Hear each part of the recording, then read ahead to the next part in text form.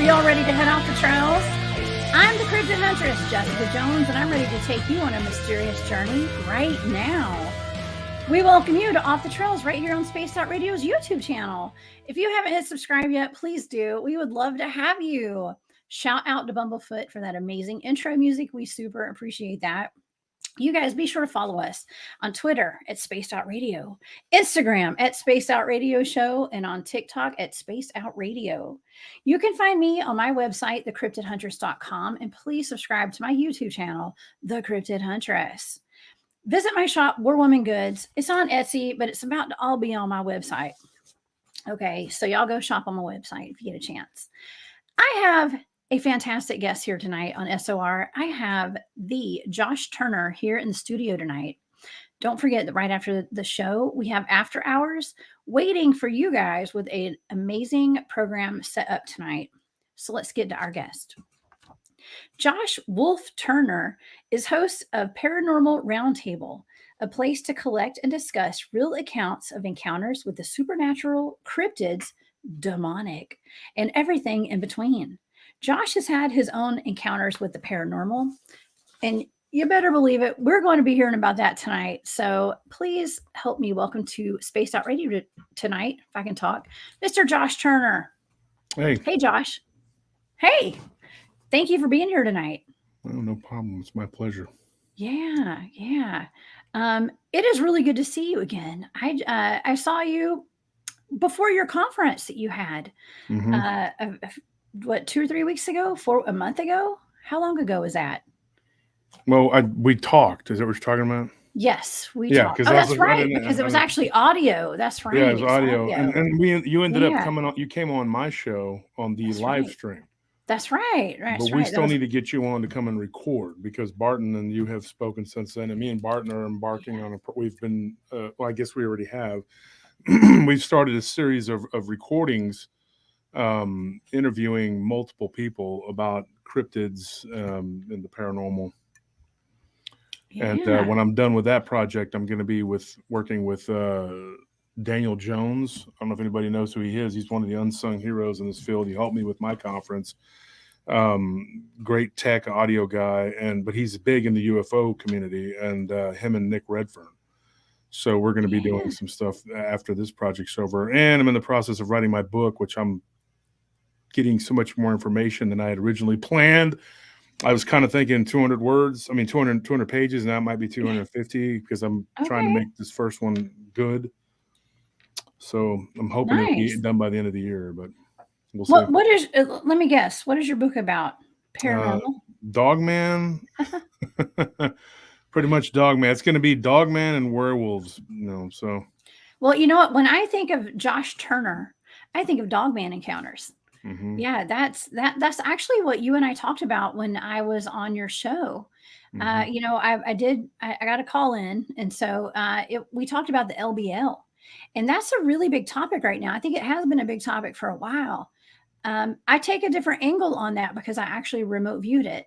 Mm-hmm. And it's a little bit different, but however, we have a lot of questions about stuff like that. And I mean, obviously you contacted me to come on your show to talk about that from a remote viewing aspect. Mm-hmm. So you must be open to that outlet and just to using any method to solve these mysteries. Yeah, I had a remote viewer about 1.5 years ago. We talked, and he remote viewed my encounter, and he came up with some interesting things. Like, he saw the color of the house that was once there that's not there anymore.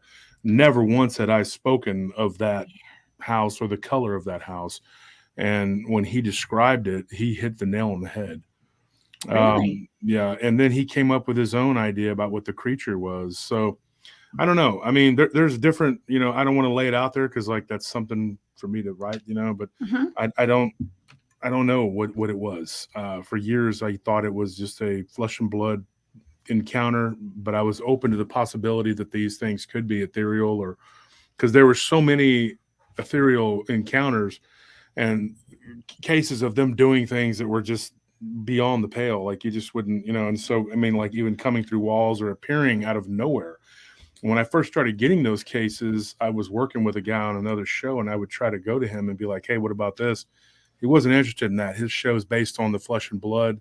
And that's fine. That's his thing, but that's not, you're not looking at the big picture. You're only getting, you're plucking out a piece of the puzzle, and you're saying this is what it is, when there's this whole mosaic that we're missing. And so I started looking further into those encounters. And then lo and behold, in 2019, my friend's brother tells me, he kind of reiterates his encounter, which I hadn't heard in 15 years, probably at that point. He had not talked about it since before his mother passed. And he said that, this thing was, he was telling my nephew about it. And he was telling him that he saw this black vapor coming off the back of its neck. Yeah. When he said that, I was like, wait, what? And the weird thing is, we were actually inside of a house that's notoriously haunted, and he was doing remodeling on it. And so while we were talking, we heard this loud bangs. We go to the master bedroom, and there was the sawhorse, because the carpet had been pulled up, so it was just like cement, and these big planks of wood had fallen, and the sawhorses had caved inward, which was really weird. It's right when we started talking about the Dogman, we that happens. And so when I was discussing it with Barton one day, I said, why do you think that is, that there's so many cases of people having haunted houses or UFO encounters, and then there's a Dogman that shows up, or there'll be a Dogman and a Bigfoot in an area, and then, as my colleague Linda Godfrey says, Goatman shows up as a third party, like here I am. It's like, there's something to that. And when you start to look at the evidence, well, I don't want to call it evidence, but like people's encounters over and over again, you start to see that there's more to this phenomena than what we're originally thought. We originally thought. And one of the problems with the community as a whole, because I believe the paranormal community is just one big community, but it's fractured. You know what I mean? Oh yeah. And I like to think of myself as trying to bring those pieces together so we can all work together under one umbrella, so that we can get closer to the truth of what these things are. Because I do believe that if we really work together as a community, all of us, then we can figure some of this out. Because I believe that what is superstition and all this magic is really just science waiting to be science. Yeah. Somebody was talking to me the other day about black magic. I said, you mean black science? Because that's what it is. We're just not privy to it yet, but it's going to happen at some point.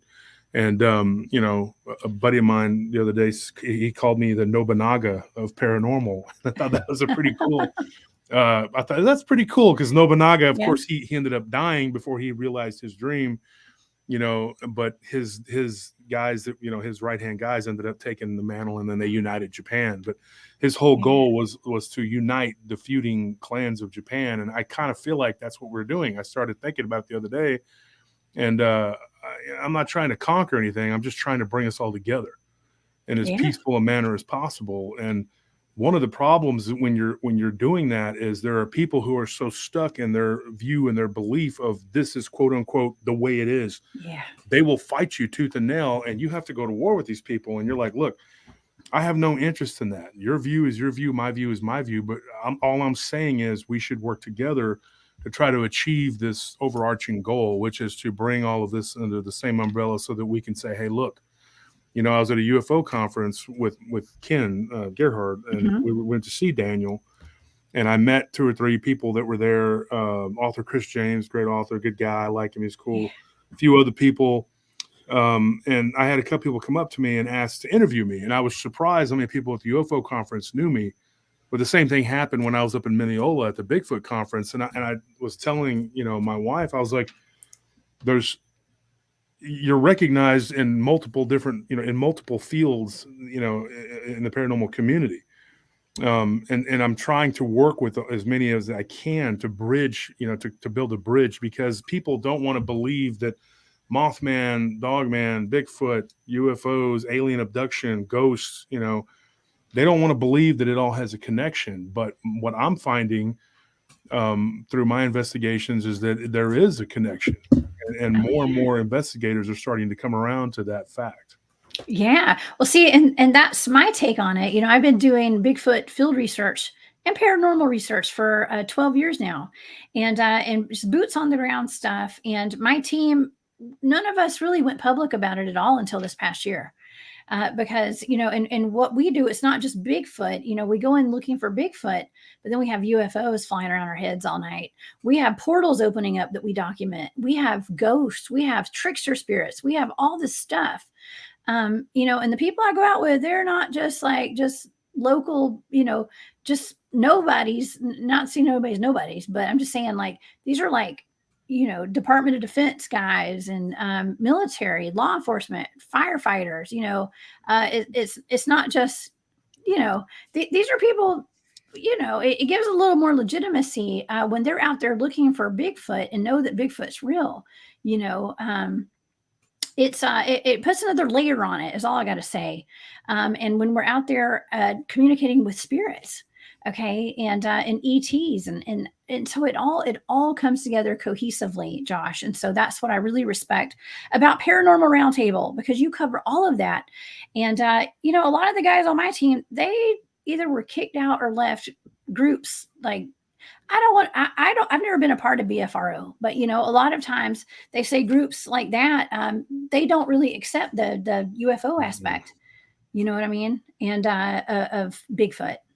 So, and someone from that group, a while back asked me to give them my report of what my Bigfoot encounter was, and I'm like, "What are you talking about? I didn't see a Bigfoot." And they're like, "Oh, it was no." And I'm not going to do that. I don't work for you, so I don't know why I would be giving you a Bigfoot. Because I told them, I was like, if I told you that what I saw was a Bigfoot, I'd be lying, because I can almost positively guarantee that wasn't what I saw. Yeah. Well, you know what? Everything gets clumped together too. Okay, so I'm a Bigfoot field researcher. However, I've never encountered a Dogman, but I used to kind of clump Dogman with Bigfoot. Okay, because I didn't know any better, and because I had not experienced a Dogman. Now that I have been doing the remote viewing aspect, my entire team's trained in it. I've been remote viewing quite a few Dogman encounters, and they are a whole different species, something totally different than Bigfoot. Okay. And so it got a little more complicated, Josh, when I saw that it was something completely different. But they're connected. And like we saw with Mr. Martin Groves, that spoke at your conference, he's had his own encounter. And that's something else I really love about Paranormal Roundtable, is that you bring people in who have real life experiences with Dogman and Bigfoot, and you allow them to tell their stories. And I think that really connects a lot of people all over the board, and to bring shed light on what we're dealing with out in the field and in these national parks and all over the world. And not just in the national parks, but there are certain areas of the country. I think Lauren Coleman called it the name game. Basically, it's like, these things have names like Devil's Canyon, Devil's Creek. Well, there's a place here in Central Texas called Devil's Backbone. And at one time, me and my brother were actually building a map to try to we were doing Dogman in red, Bigfoot in blue. And we started noticing something, that there was one side that was Bigfoot and the other side was Dogman, and it was running east to west. What's even weirder is there was kind of a triangle, and then there was like this, a lot of UFO reports, in particularly in the middle of all this, and then that whole area, there was a guy that wrote books about it, and I mean, it was, I guess the books he was on Unsolved Mysteries, and I'm trying to remember his name off the top of my head, but I got it's on the top of my head. Gosh, dog it. Anyways, he wrote 3 or 4 books about this, which intrigued me. And so I started doing research there back in the late 90s, and I got tons and tons of ghost reports. People seeing ghosts, like a lot of, most recently, one of the reports I got was of somebody that was driving along. Now, the rumor is that the Confederate treasury was buried out there. And it's really weird. It was a place called Little Arkansas. Well, there was this girl that was driving along with some of her friends, and she said that they were just kind of whatever. And they see this, these Civil War soldiers walk out in the middle of the road. That's not the first time I've heard that, but what was interesting about this one was that the people that saw this one, they actually, I think it was her and her husband is what it was. And they saw it, and they looked confused, like they were startled, and then they almost got hit. And she was like, now, I Wow, said, what did aware. they, yeah, I was like, Yeah. what did they look like? And she said, well, they were dressed kind of raggedy looking, but one of them had a gray, shirt, and he was carrying what looked like a musket. And I said, well, these could have been reenactors. And she's like, if they were reenactors, what they were doing out in the middle of nowhere, in the middle of the woods at 1 a.m. is beyond me. Yeah. She's like, and then they walked out in front of the vehicle and this kind of was shocked and then jumped back. Like, I don't know if they stumbled out of some portal or what, Yeah. but you get reports like that all the time. And I just can't imagine why there would be so many ghost reports in that place. And then on top of it, I don't call them cryptids now. I call them, there's Barton actually. Barton's in the chat. Yeah, Barton's in the chat. But then Inhumanoids, I was just about to say, me and Barton have kind of started to call them Inhumanoids. I like that. Yeah, his book Inhumanoids was one of to me, still hands down the best book ever written about any of this stuff. And I encourage anybody to go and get that book. But the Inhumanoids that people see, and then there's this UFO attachment, and then Purgatory Road, there's like this goat man, and then there's this black dog. And you got all this stuff going on within like, a 15, 20-mile radius. And it's just, it's not a coincidence. And so when somebody tells me that they've had an experience out there, I can almost tell, I'm like, which area? The Haunted Valley? Was it Eagles Point?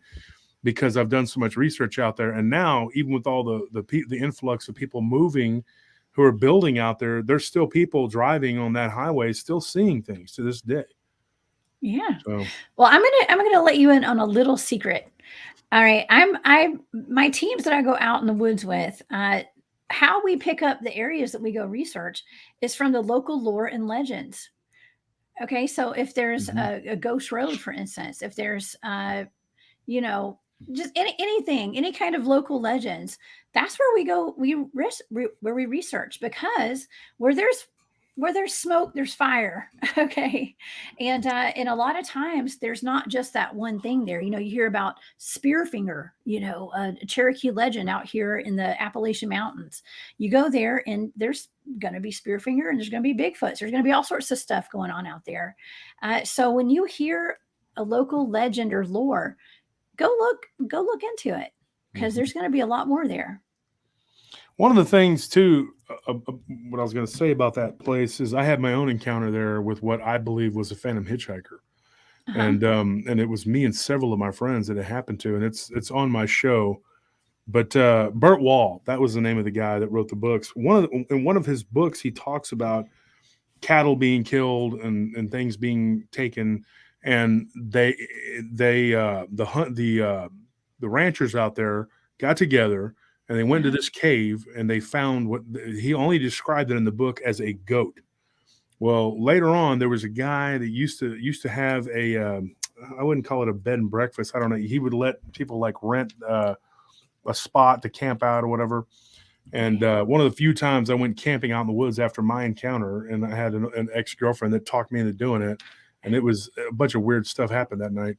But this guy had told me that Bert did not want to call it a goat man, but that's literally what it was. And that these ranchers shot back in the late 1800s, that they had actually killed a goat type creature on two legs. But in the book, he calls it a goat. He just says it's a goat because I think maybe his book geared more toward ghosts. It didn't want to, put in there that it was this humanoidal cryptid type thing. But that's definitely one of the denizens that's been seen out there. I don't get a lot of reports of it, but I do get some occasionally. And it's this weird black furred goat looking creature.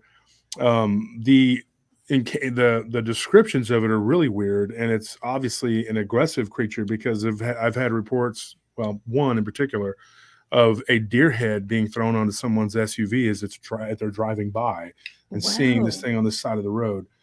And then the Dogman reports out there are very numerous, and then Bigfoot, different types of Bigfoot, even some that look solid black with red eyes, and then this reddish brown looking creature. So yeah, that place is pretty hopping. But there's a lot like the LBL. When you look at the LBL, now this place is like the same thing. It's got two rivers on either side of it. And it's just like the LBL, you have this whole area. And me and Barton have talked in length about, it being surrounded by water. Now, I know the legends are that certain spirits like fairies, vampires, things like that, they can't cross running water. And so maybe that's got something to do with it. Water tends to be something that charges a lot of these entities. And I do believe that a lot of it is entities, and people don't like me to use that term when we're talking about Bigfoot. But like I said earlier, when you get the weird reports of Bigfoot doing some of the things that they do and Dogman doing what they do, you start to think that these things are not just flesh and blood. They can manifest themselves as flesh and blood, but I don't think that that's their true nature. Now, I had somebody recently ask me what I meant by that. And I told them, I said, well, do you feel that you are a flesh and blood? And they were like, well, yeah, I'm flesh and blood. I said, yeah, for now. I said, but because you're also spiritual. You're a spirit. And you're having a flesh and blood encounter. You are just having a flesh and blood experience. And when you pass from this body, when it breaks down and it's done, its time is done, you will be a spirit and you will go into two different levels. I explained it all to them, but I don't know if they got it, but they were just kind of looking at me like, and then they were like, okay, well, that's interesting, but can we eat Thanksgiving dinner? I'm like, okay, yeah, sure. I'm kidding. At least it wasn't politics. Okay. It wasn't. Well, that's another hot button issue, but right. I just, there's people that go to church every Sunday. Like my dad's one of them. He goes to church every Sunday, but he absolutely refuses to hear anything spiritual. And so I'm like, how does that work when Christ talks about the Spirit constantly throughout the New Testament? The Old Testament talks about it all the time too. I mean, it's like it's a constant theme. When Saul consulted the witch, he wasn't supposed to. He was trying to basically make an ethereal phone call to Samuel. I mean, there's a lot of references to this in the Old and the New Testament. In the Quran and the Hadith, there's all these references to it. And in every major religion, whether it's Buddhism, Hinduism, they reference the Spirit constantly. So, but I've met people of every faith who are just not spiritual at all. And they're so grounded in their physicality. And you're going like, why even bother to have a religion if you're just going to believe that this, as Yoda would say, this crude matter is who you are. Yeah. Yeah. Bigfoot Michigan Rob, thank you for that super sticker there. We appreciate that. Now, you are very well versed in biblical, scripture, and right now I've had a lot of people talk to me about this being us playing out Revelations. Okay. The end times. And being a field researcher, I see there is an uptick in sightings of cryptids, and that includes Dogman. Okay. Bigfoot, UFOs, aliens, whatever, you name it. How do you feel about that? I mean, because, we've mentioned when I was talking with you on your show, we talked about the Kali Yuga. And I mean, how does that all tie into all these cryptid sightings that we're having right now? Oh man, that's a long one. Okay. So it's a curveball here, but I can hit these. Let me start somewhere with this. You've all heard of CERN? Now, CERN, by the way, not to interrupt you, Josh, but when I'm remote viewing all these cryptid attacks that I look into, an ongoing theme is CERN. Okay, CERN, and that includes the attacks of the two people in East Tennessee who were attacked by a pack of wild dogs. CERN came up in both of those targets, and we have the Oak Ridge Laboratory right there that works with CERN, who does the Alice project there. Yeah. Yeah, there was a cryogenics lab. I don't know if you know what that is. Oh yeah, absolutely. Yeah, and we did security at it. And I'm going to tell you right now, I was shocked when I went in there. It was defunct, and they were in the process of moving everything out. And so my first night that I had to work there, I went in and I opened up a freezer. And I was like, should you have? I didn't. Nobody told me what to do or not to do. Was there a body in there? Well, they said the door was supposed to be locked. Okay. And so I went inside and I was shocked at what I saw. It was a 10-foot Dogman. No, I'm just kidding. Nothing. It was the Giant of Kandahar, right? No, I was just shocked that they were still. I mean, like, there are people who actually, when they die, they want to be frozen and come back because they believe that that's going to. So, yeah. But the weird thing is, close by that facility, they had moved to another facility where, oddly enough, we were doing security at a construction site that was about probably half a mile around the corner from them. Okay. And so one night I decided, I got bored on my site, and I drove, which I had a couple weird things happen there too, but nothing like spectacular. But I was like, this is weird. So I drove around and I ended up going down this road that I had never gone down, and I ended up at that laboratory. And I mean, the guards were there. They were pretty quick. I mean, and they were carrying rifles. It wasn't like, hey, and I said, look, I'm security over here. I just got lost. I got mixed up. And they're like, oh, okay. And they were cool. They saw my insignias and everything. Whoa. And I said, I actually did security for the facility when y'all were moving everything. I didn't tell them anything about me going inside or anything. But they let me go. And I was like, okay. Because I knew what they were doing. But here's what's weird. A couple nights after that, I had a guard, and she was on post, and she actually claims to have seen a Bigfoot type creature, which would have been like in the field behind there. And she saw men with flashlights. And it was really weird. It was just, she goes, I don't know what it was I saw. She described it, and it was just like really quick, and it looked Sasquatch like, but that was enough for her to not only not work there anymore, but she quit. And then she said, I don't want to work there anymore. And she's from Europe, and she was like, she's like, I've never seen anything like this before, and I've never encountered, this kind of situation. So it was just a weird thing that happened. And I always wondered about that facility, because there, it's just right there. You can just drive up to it. You'll be stopped, but you can see the lab right there. And it's like, it's just there. I mean, and apparently they're all over the place. And you don't really know what they're doing or what's going on, and not to sound all, conspiratorial or whatever. But when you look into the Bible, speaking of CERN, it talks about Abaddon, and it talks about the abyss and opening the abyss. And what they did was they opened up the abyss. Yeah. And so just go and look it up in Revelations. It talks about it. And it is a,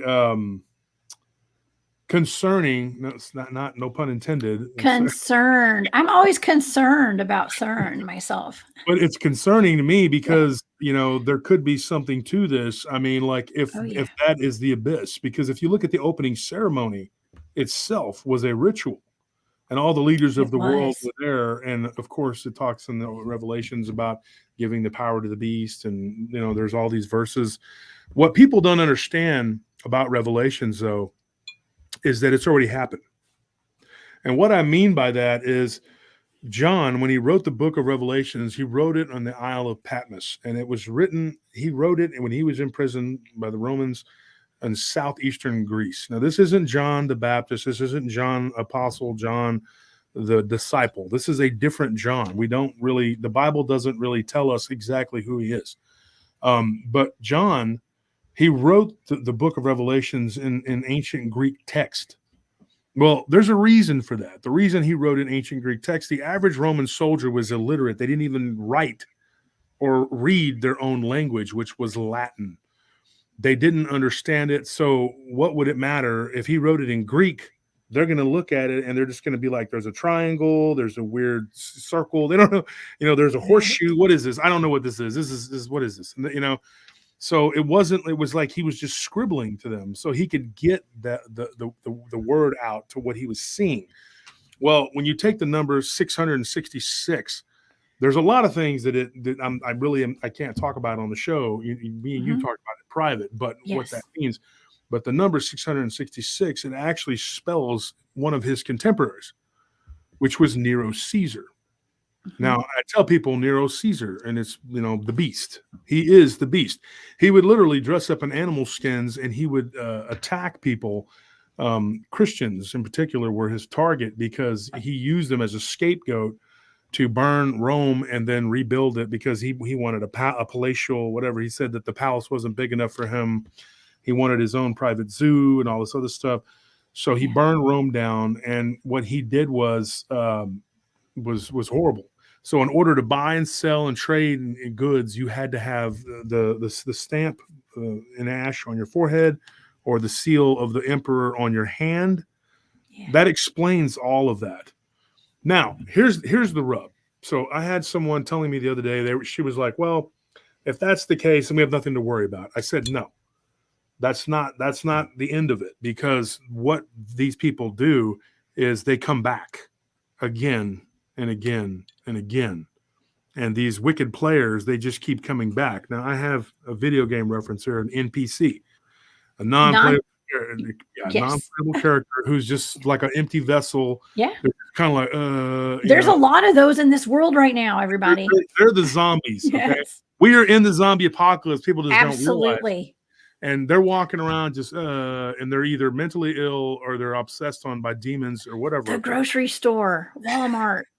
Yeah. Right? You see them all the time. Oh my God. The bouncy house today that I went to with my kid. It's like, oh, it's bad. Yeah, it is. And the younger people are just so, and all they do is look at their phone, and they'll be right next to their friend and they'll be texting their friend instead of talking. They don't communicate in any other way. Yeah. And so you have these NPCs, but then you have what I call the WPs, the wicked players. And I believe that they come back again and again. Just like God puts people back on the chessboard, back in play. Some people say, well, when I die, I'm going to go to heaven or I'm going to go to hell. And it's a very strict belief within Islam and Christianity. I don't believe that. And I may offend some people. I'm not trying to. But if you understand the true nature of reality, it's not a one-way ticket. And it depends on your karma, and everyone must stand to be judged for everything that they have done. Well, I do believe in the Bible, but I believe that a lot of the Bible was taken out. So what we have in the Bible is very incomplete. Think of the codices that were found in the Nag Hammadi Desert. I mean, you have 36 books that are just not there, which should be there. The book of Enoch, which should be there. If Jesus, references the book of Enoch, then shouldn't it be in the Bible? But it's not. So the people that ran the church were like, we don't want to confuse people. And if we put in their reincarnation, it kind of gives people an out, and they might get rowdy and just be like, well, you know what? I don't really have to behave because I'll just come back and do this again. What you don't understand is we are in a time period I call the Kali Yuga, which is known by the Hindus, the Vedas. They talk of this, the goddess of destruction, Lord Shiva. There you go. The Kali Yuga is basically the age of destruction, and the further, that's Kali Ma. That's Kali. Yeah, that's Kali Ma. So the further you go into the Kali Yuga, the harder it's going to be to transcend. We were given a 10,000-year reprieve, which people don't understand that, because supposedly Krishna, which sounds very much like Christ, he fought. So that was at the end of the Dwapara Yuga, because there were 4 yugas, right? So. And I'll get to that in a second. Let's hold that thought. What we're going on right now is Revelations. It ties in. It absolutely ties in to the age of destruction.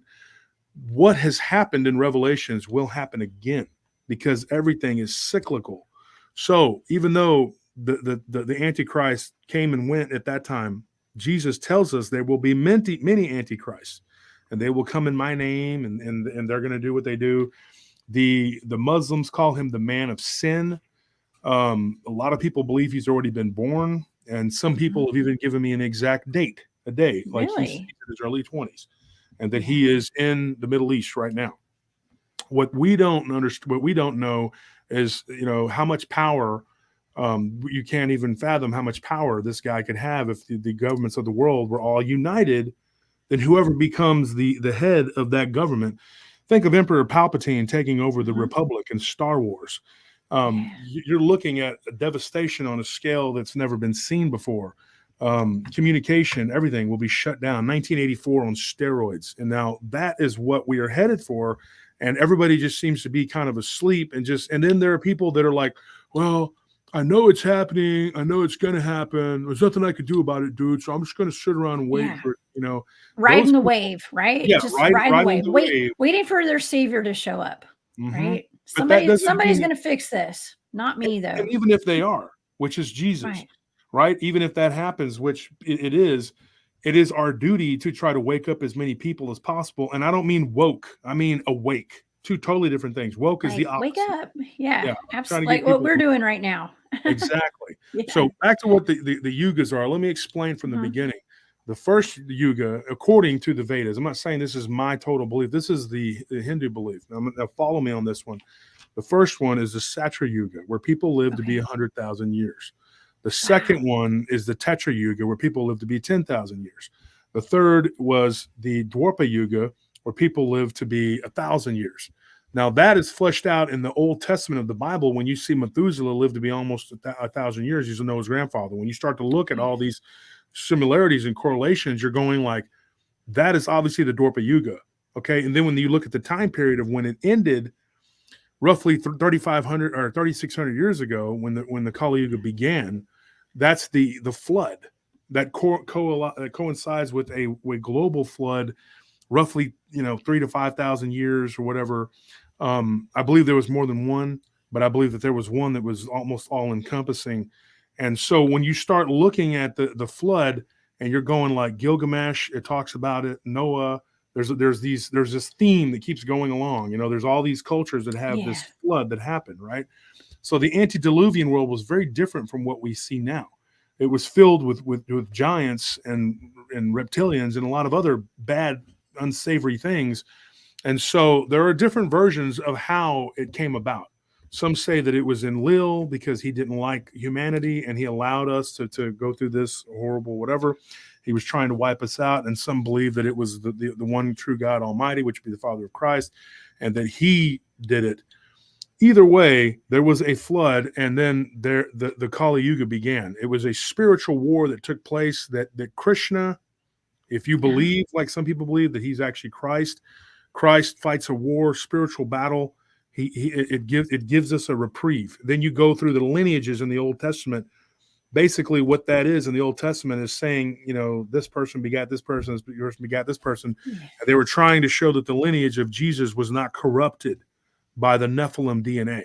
That's all that is. That's a record from the olden days of Noah all the way up to the current time. Now it says that in the last days, with Noah, it'll be that again. So we're starting to see the same thing. So we're seeing the return of the Nephilim, the return of the giants, the return of these demons that are walking the earth with earthly feet. And I'll say something else. The book of Job is the oldest book in the Bible. It actually predates Genesis. And in the book of Job, there was something that troubled me as a child. I had nightmares about this when I was a kid. It really bothered me. But it said when God came to Satan, he said, "Behold, my servant Job, for there is none like him on the earth." And he says to Satan, he says, "Where hast thou been?" And Satan says, I've been walking to and fro upon and within the earth. So that really stuck with me. And when you go to the translations, it's still that way. It doesn't change. When you look at the translations, you're like, wait a minute, this dude was walking. He's walking upon the earth. He is walking within the earth. That's crazy, because that means that he was walking the earth with earthly feet.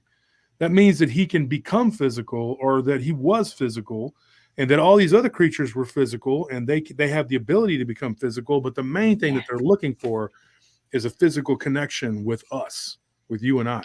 Yeah. Because that is how they're going to garner, and people said, well, if Lucifer, Satan, whatever you want to call him, the evil one, if there is just one evil one, there's really multiples, but the main bad guy, let's just say for argument's sake, what would he want with human souls? Human souls are batteries. Oh, yeah. Human souls are energy. There is a place I call the City of Night, and you can look it up on my show on Paranormal Round Table, episode 39. It's like you can see it. These people, they go there and they look like zombies. And when people talk about being there, they're drained. The next day, they're tired.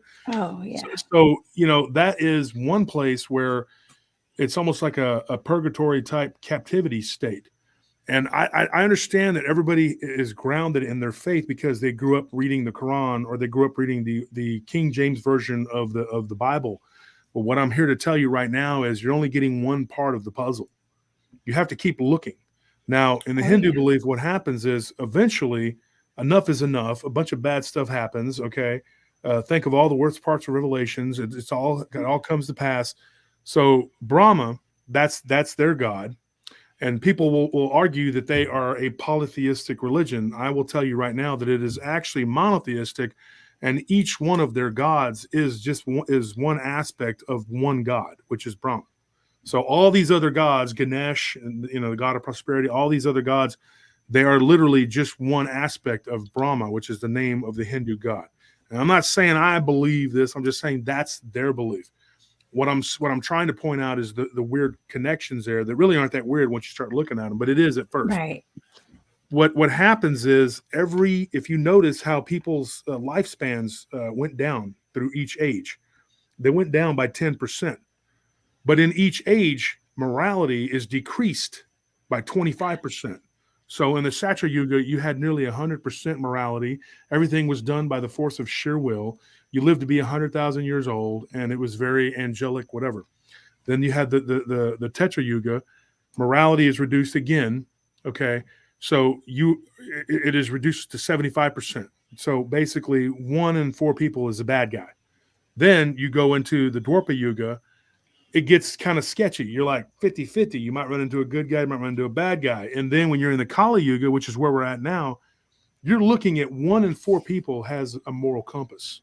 Yeah. Okay? Oh, That is a problem. I see that. Yeah. Yeah, you see it. And you are very in tune with that energy.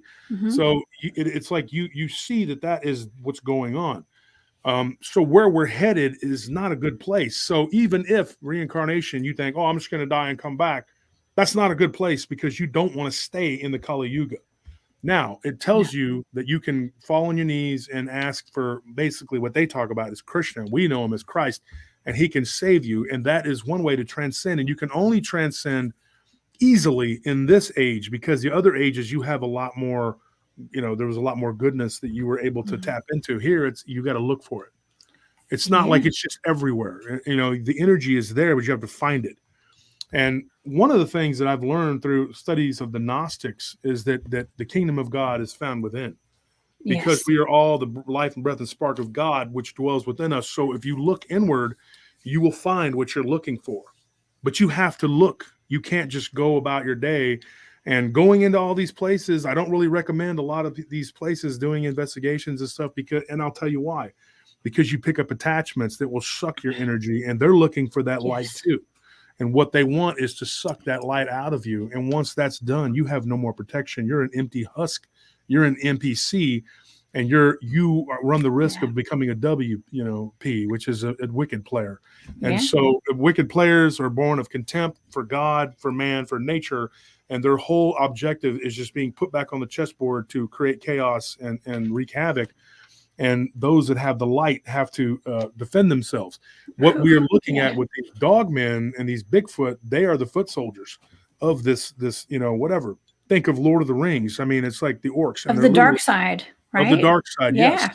And what really burns me when people say things like, oh, well, I had a dogman outside my house and I gave it apples and beef jerky and it's my friend now. And I petted it and named it George. And I'm like, first of all, I don't believe you. Okay. I don't believe you, because that's not happening. It's going to smack the jerky out of your hand and eat you. And then these things have enough intelligence to actually take your clothes off and then eat you. Okay. Whereas a shark will just go straight through your wetsuit, whatever. And you're not just talking dogman, even Sasquatch as well. Yes, Sasquatch as well. And when they talk about habituation, and I've been studying them and I give them food, ultimately what ends up happening with that is a bad situation, because they're going to come looking for more. And when you don't have that to provide for them, another thing they do is communicate with children. If you've noticed that, I've done several cases now where one in particular, I went to their house and I actually did the whole, and I think I talked to you about that, where the child was talking to a dogman. But these people that are buddies with Bigfoot and Dogman, they'll literally like let their my children can go and play, they'll go dump the food at the tree line so that the Dogman can eat that. The scraps from your hamburger meal or whatever, do you think that's going to be enough for them, or do they want more? And there are some people that get very angry and very upset at me, and they're like, oh, you're pushing a narrative that Dogman is dangerous and it's never attacked anybody. That is absolutely false. That is 100% untrue. I can back you up on that statement, Josh. Mm-hmm. Yeah. That is untrue. I fully believe that the creature that I saw was going to attack me. It would have attacked me. There is no doubt in my mind that what I saw that night would have been it would have attacked me. There's no doubt in my mind. And the guy that I was with that night and his family that saw it, it looked evil. And not just because it was like an aberration, and I mean aberration, not apparition, but aberration, like something you don't see every day that just, it blows your mind. People tell me, well, that's because you saw something you'd never seen before, and so you automatically thought it was evil. No. I could tell by looking at this thing that it was not good, and it was nothing good about it. I do believe it was a chance encounter. I believe that we saw it, and I think it was because it was Halloween night.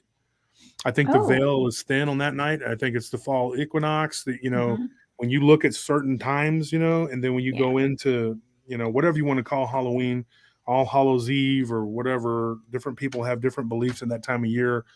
Samhain. I mean, you're looking at not a good time, because the veil is thin between their world and ours, and they can drift in and out of it. And a lot of people have encounters around Halloween, and a lot of time it's attributed to costumes, and people are just they're seeing like phantoms of people that are just dressed up or whatever. I don't believe that. I believe that people are actually having encounters because these things are roaming the earth at that time, and I think that they're more visible to us, and we see them with our third eye. And I think that that's what happened to me and my friend. Yeah. Well, Josh, I don't mean to interrupt you, but it's also a time that's attributed to sacrifice and blood rituals and things like that. I know it's on a darker note, but when I'm remote viewing all the Dogman encounters, a lot of them are going for blood, and they are and they're thirsty. Okay, and that is a time when they might get let loose, let's just say, because some of these Dogmen are kept in facilities. Some of them are trained assassins, according to my data. And so we're talking about the cryptids, of course, but they're not cryptids, they're Inhumanoids. But they're Inhumanoids. Everybody calls them cryptids, but cryptids really are not. My colleague Ken Gerhard's always talking about how Dogman is not a cryptid. Barton says the same thing. It is not a cryptid, and their beliefs did not influence me whatsoever. I already believe that, because when I saw Ken put that on his Facebook, it was like waving a flag and everybody started attacking him. Well, I jumped right in and said, yeah, he's right. He's absolutely right. Yeah. This thing is not a cryptid. It is an Inhumanoid. And, I believed that for a long time. And I can tell you right now, I always thought that, cryptozoology is something wholly different from what these things are. And I don't believe that Bigfoot's a cryptid either. I believe that people see a physical flesh and blood creature. I believe that they are seeing it manipulate the world around it, but that's because we live in a matrix and they know how to manipulate it. And they're not just a big dumb animal running out there. I'm telling you right now, it's a nefarious thing. It's not a good thing. And if you look at fairies, for example, think of like the connection between them and alien abduction. It's very similar, like the sylphs. They roam the skies, right? If you partake of their food or their drink, or even listen to their music, some would say you could be gone for a long, long time. Well, when people get abducted, they're like, well, I was gone for a couple of hours and then several days have passed. It's a very similar thing. You know what I mean? But people will swear up and down that alien abduction has absolutely nothing to do with these fairies. When I was describing the fairy world to someone the other day about the Seelie and the Unseelie court, well, this person went through a very similar situation with alien abduction. And I said, well, why do you think that is? When I pointed them in the direction of Rosemary Ellen Guiley's book, I said, she wrote a book about this stuff, and when you read about these creatures, the fairies and the jinn, and there was one book, and I don't know who wrote this one. I don't know if it's called Dark Fairies, I believe. But it talks about, these creatures. Another book I recommend people to read is Legends of the Fire Spirits. And if you go and you read about that, it talks in the Middle East about how they predate Islam. The jinn, they're made of smokeless flame, and that's an element. And then the undine, they're from the water. The sylphs are from the air. The gnomes are from the earth. You have all these creatures that correspond to different elements of our world. The one thing that they don't have are beings that are that correspond to precious metal.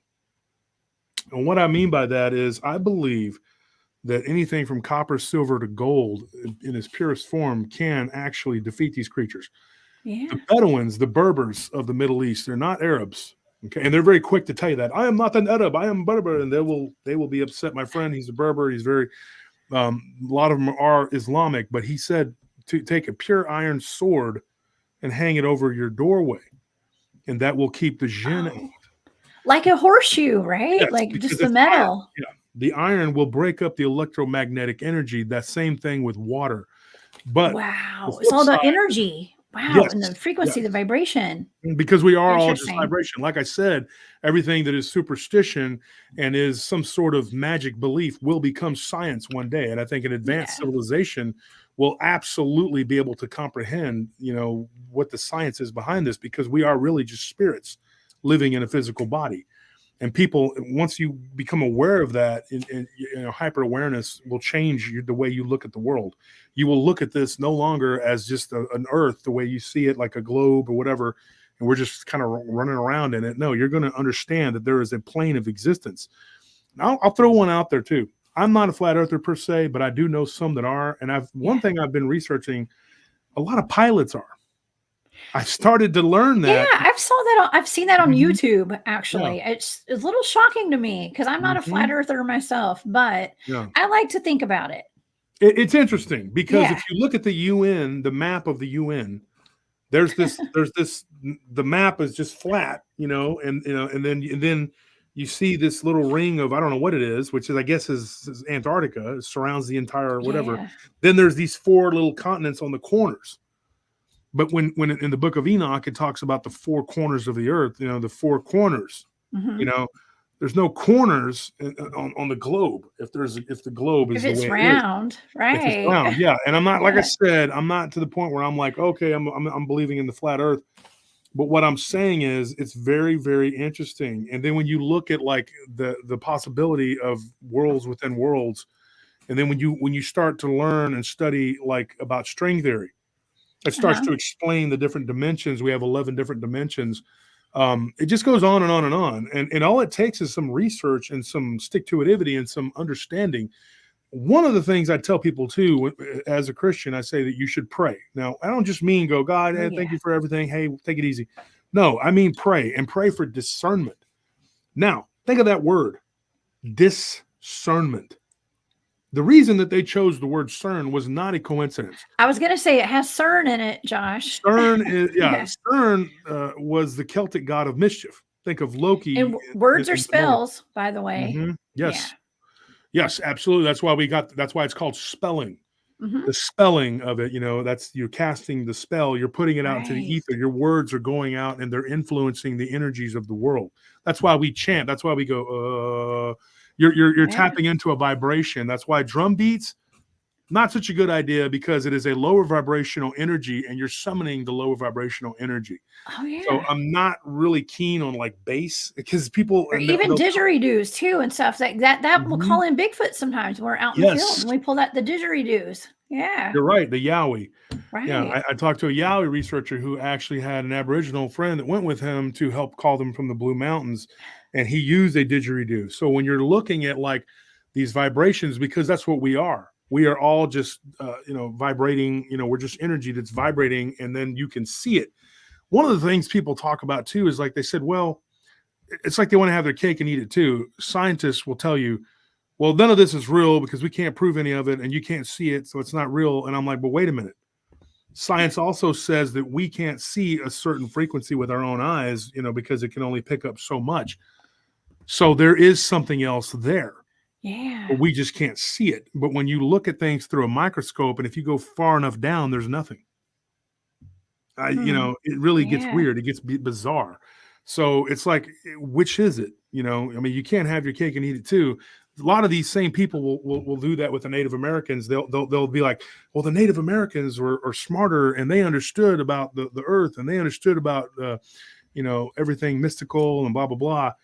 And then I tell them, well, they believe that the skookum, the Sasquatch, the Bigfoot, the big guy, whatever you want to call him, the stinky one, whatever, hairy guy, they say he's a spirit. Oh, well, yeah, but that part they don't know about that. That right there is not.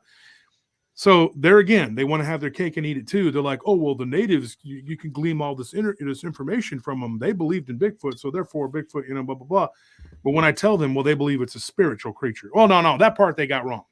That's not correct, So which is it? Yeah. Are they wise and they understand and they've been here a lot longer than we have, so they know the terrain and they know what's happening? Or are they completely out of touch and they don't know? Because it's like they want to cherry pick these people, these researchers. They want to cherry pick and then they want to take a Bigfoot case and they only want that. They don't want the UFO that was going on. They don't want the ghost that was going on. They just want that. I even had a woman give me a story, a Lugaroo story. And I told her, I said, the part about the orb, it falling out of the orb. I said, any other one of these people, they're going to tell you to leave that, or they're going to just do it themselves. They're going to edit it out. They're going to leave that part out about it coming out of the orb. Right. Because that's not the doesn't fit part, fit it doesn't fit their little box, right? It doesn't fit the narrative. Right. Because orbs, now how could this thing possibly be jumping out of an orb? It's falling out of an orb because it's coming out of its natural state, which is a spiritual state. Now, somebody asked me recently too, I don't remember if it was in a chat or what, but somebody was asking me, I think it was on Messenger, and they said, hey, and this guy's a regular listener, he's not stupid, but he said, I don't buy into them being weaponized, governmental weapons, whatever. And I said, well, I disagree. Why not? Well, see, and I said, well, why not? I disagree with that. If they're a spiritual creature, how can they be weaponized? I said, we're spiritual. Well, we're all spiritual. I know spiritual people that could be assassins. Absolutely. And I said, spiritual assassins. Mm-hmm. and there is such thing. Mm-hmm. Yeah. Just saying. It's true. And also, you can leave your body. I've been doing it since I was 11 years old. If you can leave your body and go into the astral plane, which is the lower level, that's like fourth density, but I'm saying, like, if you can leave and go into the fourth density, you're basically going back to your natural state or close to your natural state.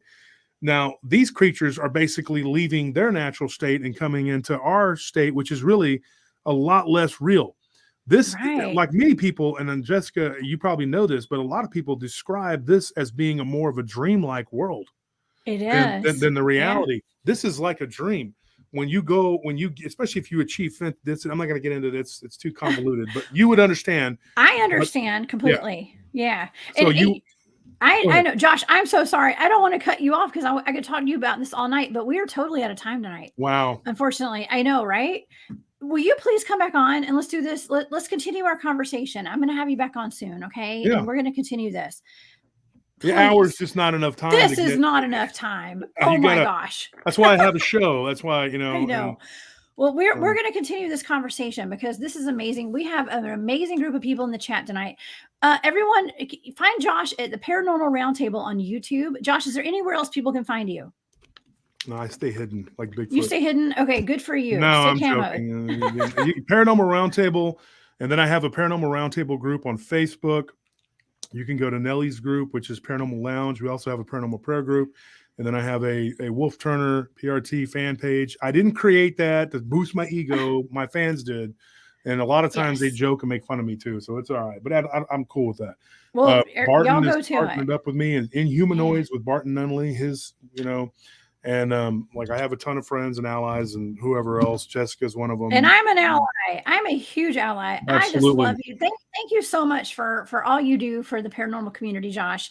It is a pleasure talking to you tonight. I mean, I have so much fun talking to you. Are you going to be at the Texas Bigfoot Conference? No, I'm in Georgia, but Tex and Jason McLean will be there. So yeah. And Randy. So go look for them. You know them. Rob's going to try to make it too. Yeah. Yeah. And Rob, we recorded with him the other night. So me and Barton have been at it pretty hard. We're going to record again tonight with another person. Oh, so yeah. Well, I'm going to come on with you guys sometime. So y'all holler at me. Okay. We'll talk. Yeah. Let me know. We'll do it. And also you have so many remote viewing sessions that I would like to go over. So. Oh yeah. And I can do more. I can talk to Barton about that. Okay. Yeah, help my wife find one of her rings she's missing. Okay. I can do that too. All right. Well, Josh, thank you so much for being here tonight. We got to run. I so appreciate you. Thank you so much. We'll have you back on soon. Okay. Mm-hmm. All right. Have a great night. Thank you, Josh. Good night. Okay. Bye. All right, everybody. This was an amazing show. Don't forget, right after this show, right now, After Hours is live.